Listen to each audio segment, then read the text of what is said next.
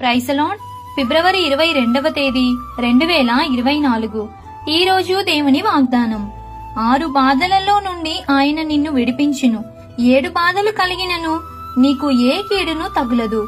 యోబు గ్రంథము 5వ అధ్యాయం 19వ వచనం.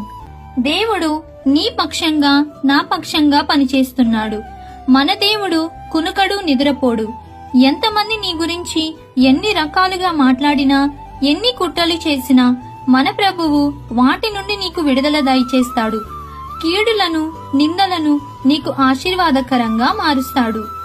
దేవుడు నీ పక్షంగా నా పక్షంగా పనిచేస్తున్నాడు. మన దేవుడు కునుకడు నిద్రపోడు.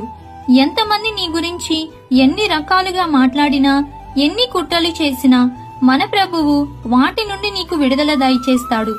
కీడులను, నిందలను నీకు ఆశీర్వాదకరంగా మారుస్తాడు.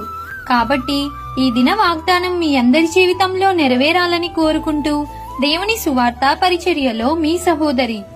ఆమెన్. God bless you.